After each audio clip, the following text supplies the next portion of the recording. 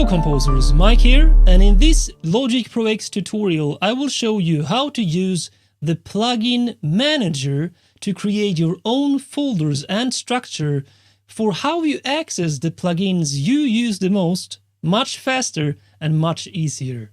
Let's do this. So how many times when you created a new software instrument track do you go into the track inspector, go down here to instruments, and if you click here in the usual state, you see all these Logic stock instruments here. But as you can see, I have created a folder here. I have also created another folder, custom folder called Synths, where I have added my favorite software third-party synths here. And I have added my most used software instruments here, which is Battery, Complete Control, Contact 5 and Omnisphere. So how do I do this? Well, you simply go up here to the main menu, Preferences, Plugin Manager. So here you can see all the categories and you can create new folders by clicking this plus sign here. Let's say Test. Then you can go Show All, Top Level, which is my favorite instruments, which I've added here. So if you go to Show All, these are all your installed instruments and effects. So let's say you want to add something to the top level, your most used instruments. Let's say you want to add this cello here. Well, simply drag and drop to top level. If I click on top level, now that's there. If I click done, it will load. So, and now if I get down to instruments, you can see that now Swam's cello is here. So let's go back to the plugin manager again. I don't want that there, so I simply remove it.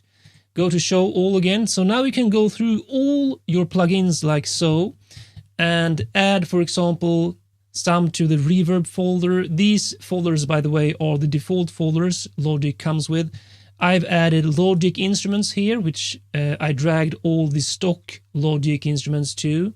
I added another one called Logic MIDI effects and another one called rhythmic effects here and synths. So you can add whatever folders you want. Simply click the plus sign. So let's say we created this test here. So let's say we double click this. Let's make it a drum machine folder. In fact, let's go to show all again. So you need to know which ones of your plugins are drum machines. I know that this one is, so I can drag that inside there. And let's see, Punchbox is a kick drum machine. Well, 808 Studio is a 808 kick drum machine, drum kit designer, and so on.